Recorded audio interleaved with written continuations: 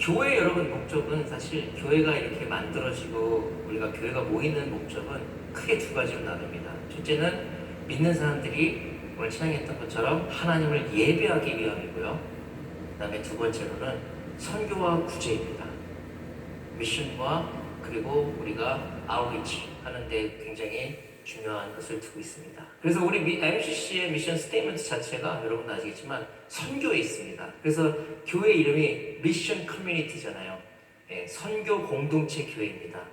말 그대로 선교를 하기 위해서 모인 우리가 예배는 기본적으로 우리가 드리는 거고 이제 중요한 거는 우리가 선교를 하기 위함인데 우리 MCC가 나아가야 될 선교의 next level, another level 그 다음 스텝을 오늘 사도 바울을 통해서 한번 우리가 생각해 보려고 합니다. 사도 바울이 오늘 21절부터 31절까지의 말씀에 사도 바울의 내용은 다른 게 아니고 아테네 사람, 그 당시 아테네 사람들이라고 하면 지금의 여러분들 쉽게 표현하자면 뉴욕에 계신 분들을 생각하시면 됩니다. 아테네 사람들은 굉장히 지식이 높았고요. 그리고 아테네 하면 지금도 사람들이 뭘 많이 생각하냐면 문화와 바로 필라소피, 철학을 생각합니다. 그래서 실제로 소크라테스도 여기 출신이고요. 굉장히 유명한 철학가들이 지식을 향연한다고 하죠. 말했던 그런 지역이었습니다. 오늘 21절의 본문을 보면요, 뭐라고 나와 있냐면요, 모든 아테네 사람과 거기에 살고 있는 외국 사람들은 무엇이나 새로운 것을 말하고 듣는 일로만 세월을 보내는 사람들이었습니다. 새로운 것, 새로운 것을 말한다. 여러분들, 이 21절만 봐도 지금의 우리 현대인의 모습을 우리가 떠올릴 수가 있습니다. 근데 여기서 보면 세월만 보낸다. 이런 건 뭐냐면 별로 의미 없는 지식, 별로 의미 없는 뉴스, 별로 우리의 삶에 그렇게 크게 도움을 주지 않는 많은 이슈들을 가지고 디베이팅, 토론하고 논의하는 데 급했다라는 것입니다. 결국은 세월만 보내고 있는 거예요. 조금 어려운 말로 이제 관념주의와 사상주의라고 하잖아요. 이게 정말 emotionally, mentally 사람들이 계속 생각만 하는 거예요. 그래서 많은 띵커들이 생각하는 사람들이 knowledgeable, 굉장히 지혜력, 지식이 있는 것 같으니까 그것을 부처럼 자랑을 하는 그런 시기였거든요. 여러분 지금 유튜브와 많은 소셜 SNS와 미디어를 통해서 우리가 얻고자 하는 게 사실은 바로 그런 knowledge라는 겁니다. information, 정보와 지식과 그리고 그런 교양적인 그런 학습을 뭔가 through something else, 뭔가 다른 개체를 통해서 얻어내려고 하는 것들이 지금 시대의 트렌드라고 할 수 있습니다. 어떻게 보면 아테네의 2000년 전의 사람들의 모습이 지금 2023년도를 살고 있는, 지금 미국에 살고 있는 또한 많은 세계에 살고 있는 사람들의 모습이 아닐까 그렇게 생각합니다. 그렇다면 여러분, 지금의 사람들이나 그때의 사람들이나 이런 걸 좋아했던 사람들의 공통점은 무엇이었습니까? 특징이 있습니다. 지식은 많지만요, 부유할 수도 있고 굉장히 많은 인포, 정보를 알고 있는 것 같지만 생각보다 사람들은 삶의 만족과 삶의 질이 떨어져 있었다는 것입니다. 그 이유를 어디서 알 수 있냐면 세월만 보내는 사람들이 있었습니다라는 그 구절에서 우리는 알 수 있습니다. 의미 없는 meaningless, 그리고 허무한 emptiness, 그리고 채워지지 않는 그런 공허한 마음을 갖고 있는 사람들이 많았다는 것입니다. 바로 이러한 사람들, 지금과 같은 현대인들에게 사도 바울이 어떻게 선교하고 그들과 relationship, 관계를 맺었는지 오늘 여러분 구절을 보면서 한번 생각해 보겠습니다. 먼저 22절과 23절을 보게 되면 바울이 사람들이 이렇게 얘기합니다. 내가 보기엔 여러분은 모든 면에서 종교심이 많습니다. 여러분 여기서 종교심이 많다고 했을 때 지금하고 좀 다른 걸 생각하셔야 돼요. 왜냐? 이때는요 모든 사람들이 종교가 있었어요. 진짜 믿든 진짜 믿지 않든 지금과 같이 과학이 발달되지 않았을 때 일기예보를 알 수 없었을 때 사람들은 누구든 신에게 매달리고 있었던 시대였다는 것입니다. 왜? 23절을 보게 되면 이렇게 나와 있잖아요. 여러분이 예배하는 대상들을 살펴보는 가운데 알지 못하는 신에게 라고 새긴 제단도 봤습니다. Unknowing God that you are serving and worshiping. Who you worshiping? Who you worshiping for? Who you serving for? Unknowing God? Unknown name God? 그러므로 나는 여러분이 알지 못하고 예배하는 그 대상을 여러분에게 알려드리겠습니다. 여러분 어떻게 보면요, 사도 바울은 이 딱 명쾌하게 사람들의 가장 desperat한 니드를 알고 있었던 거예요. 얼마나 많은 신들에게 그때 지식을 얻고자, 자기의 부를 얻고자, 자기가 원하는 것을 그 채워지지 않는 공허한 마음을 채우기 위해 노력하고 있는 사람들에게 뭔가 반짝하는 그런 강한 이슈를 던지고 있습니다. 그게 바로 24절, 25절에 나와 있습니다. 우주와 그 안에 있는 모든 것을 창조하신 하나님께서는 하늘과 땅의 주님이시므로 사람의 손으로 지은 신전에 거하지 않으십니다. 하나님은 창조주이십니다. 여러분 믿으십니까? 하나님이 나를 만드셨다는 게 이게 시작이라는 것입니다. 사람이 만든 신전에 거하는 그런 우상들이 아니라요, 하나님은 스스로가 계신 분이셨고 그리고 스스로 우리를 창조하신 창조자라는 것을 분명하게 사도 바울은 처음부터 얘기하고 있습니다. 여러분 많은 분들이요 선교의 전략을 세우는데요, 저는 되게 그 설계 전략을 누구보다도 많이 배우고 노력하고 연구했던 사람입니다. 그러니까 심지어 지금은 장애인 선교단에 있지 않습니까? 정말 많은 선교를 해봤어요. 전략이 필요하더라고요. 왜냐하면 프리즌 미니스트리, 제가 교도소 선교를 갔을 때 사형수들에게 어프로치할 때는 사형수들이 뭐가 데스퍼런지 알아야 되거든요. 또한 제가 캠퍼스 사역을 했을 때는 캠퍼스 사역이 다른 게 아니거든요. 청년 사역이거든요. 청년 사역 했을 땐 지금 청년들이 무엇을 원하는지, 그렇잖아요. 그리고 지금 현재 장애인 선교를 했을 때는 우리 장애인들과 장애인 부모님들이 뭐가 더 데스퍼하고 뭐가 니드인지를 스트래티지, 전략을 짜야 되는 건 맞아요. 굉장히 중요한 거예요. 그래서 저와 같은 수진사님과 우리 목사님과 많은 단장님과 스태프들과 계속 우리가 의논하고 디스커스하는 이유가 스트래티지를 만드는 거거든요. 그런데요, 사도 바울의 스트래티지는 어떤지 아십니까, 여러분?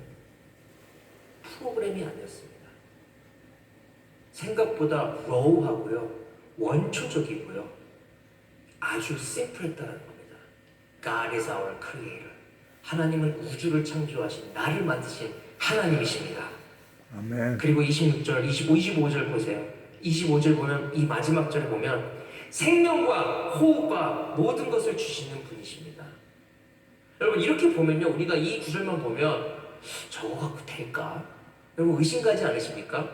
저 똑똑한 맨날 유튜브를 끼고 사는, 맨날 그 엄청난 지식의 바닷속에서 살고 있는 아테네 사람들에게 과연 먹히는 전략이었을까? 여러분 의심해 보셔야 됩니다.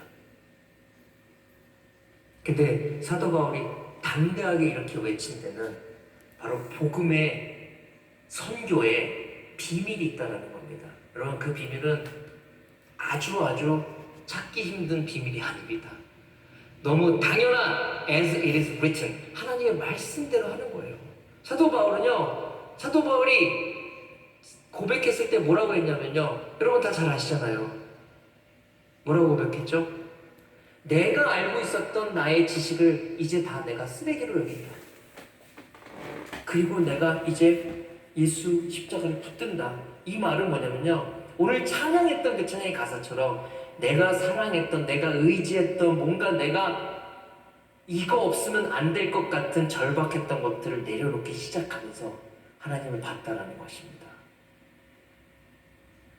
우리 MCC 선교의 방향을 계속 우리는 의논하고요. 여러분들과 함께 할 겁니다. 그리고 여러분들과 같이 물어보면서 전략도 세울 겁니다. 절대 누워있으면서 가만히 있지는 않을 겁니다. 하지만 본질이 되는 가장 심플한 베이직은 우리가 절대로 잊으면 안 됩니다. 그 어떤 것보다 우선순위 되어야 되는 것은 하나님의 말씀 그대로 하나님이 우리의 창조자이십니다. 그리고 내 생명을 만드신 분이 내 하나님이다라고 담대하게 우리가 외칠 줄 알아야 됩니다. 목사님, 안 믿는 사람들이 특히 교육 수준이 높은 사람들은요 그렇게 접근하면 안 돼요 라고 생각할 수도 있어요. 그런데 생각보다 그렇지 않습니다. 여러분, 교육 수준이 높다고요? 얼마나 높아봐야 얼마나 높겠습니까? 지식이 많다고 또 얼마나 지식이 많겠습니까? 우리가 갖고 있는 그대로를 진정성 있게, 여러분 그렇다고 믿지 않는데 믿는 척 하시면 안 됩니다. 정말 믿으신다면 믿는 그대로 진정성 있게 나아갈 때 아테네 사람들의 마음은 움직인다는 것입니다. 여러분 주변에 아테네 분들이 분명히 계세요. 어쩌면 우리도 예전에 아테네 사람들이었어요. 근데 예수 믿고 변한 게 뭐냐면 바로 이 자꾸 아티피셜하게, 페이크하게, 히포크리트하게 보이지 않고자 자꾸 노력하게 된다니까요. 그게 바로 이 복음의 선교의 바울의 전략이었습니다. 하나님은 우리의 창조자이십니다. 아멘. 예수님은 살아계십니다. 이거예요. 그리고 뭐라고 고백하냐면요. 27절을 볼까요? 27절에 보면 그래서 우리의 믿는 사람들의 삶의 목적을 분명하게 얘기합니다. 한번 같이 한번 읽어볼까요? 시작. 이렇게 하신 것은 사람으로 하여금 하나님을 찾게 하시려는 것입니다. 여기까지입니다.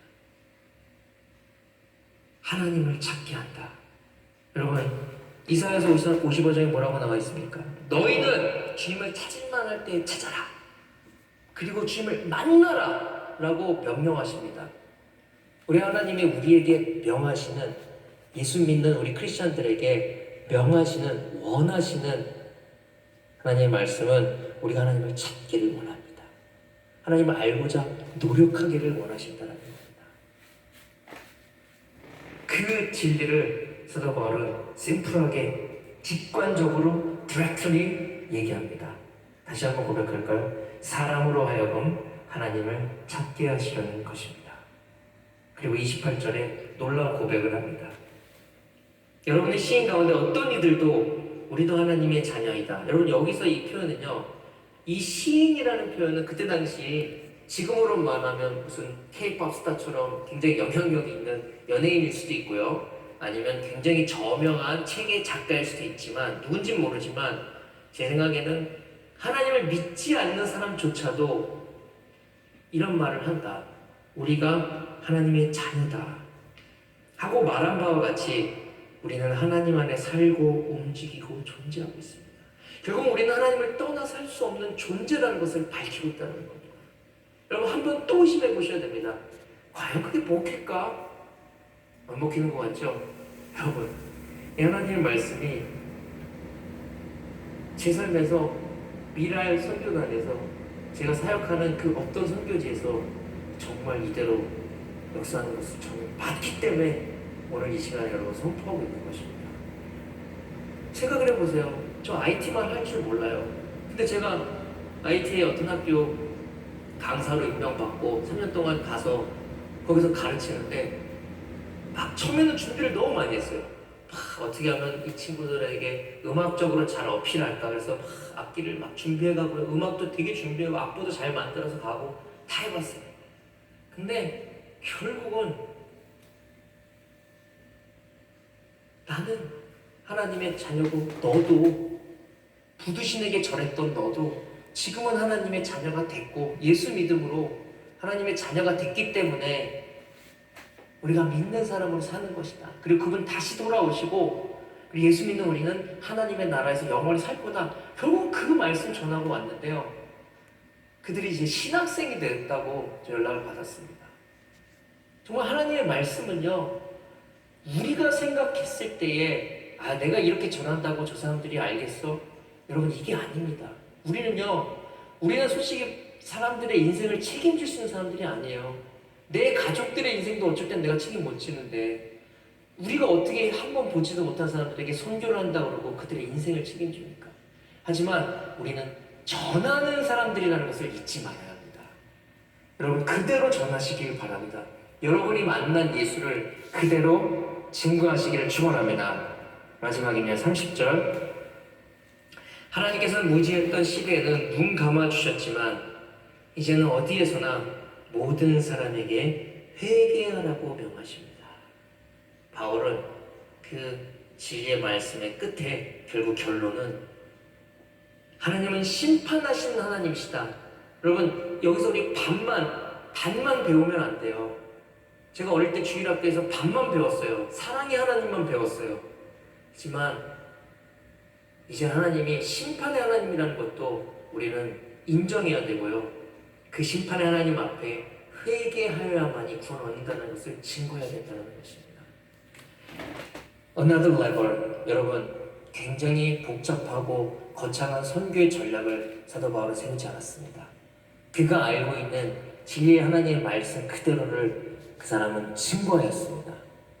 우리 MCC가 이제 새로이 또 나아갈 또 선교의 방향이 조금씩 또 잡혀지고 있습니다. 여러분들과 또 나누고 여러분들께 또 계획을 나누겠지만 앞으로 우리가 어떤 선교와 어떤 스트래티지를 세우더라도 본질을 잃지 않고 진정성 있게 그리고 가장 기본에 충실한 선교하는 우리 MCC 되기를 진심으로 축원합니다. 우리 시간 이 말씀 붙잡고 같이 한번 기도하기를 원합니다.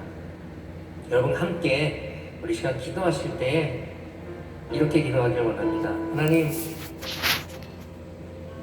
믿는 사람들답게 교회의 목적답게 우리끼리 예배하고 즐겁고 끝나는 것이 아니라 이제 우리가 선교하고 구제할 때에 자꾸 내 생각과 내 지식대로 할 것이 아니라 하나님 말씀을 그대로 전할 줄 아는 as it is written, 그리고 더 raw하고 본질적에 또한 기본에 충실한 선교하는 교회 되게 해주셔서 어렵게 복잡하게 있어 보이려고 하는 것이 아니라 있는 그대로 진정성 있게 나아가는 우리 MCC 그리고 나 한 사람 한 사람이 되게 해달라고 이 시간 우리 말씀 붙잡고 함께 동성으로 기도합니다.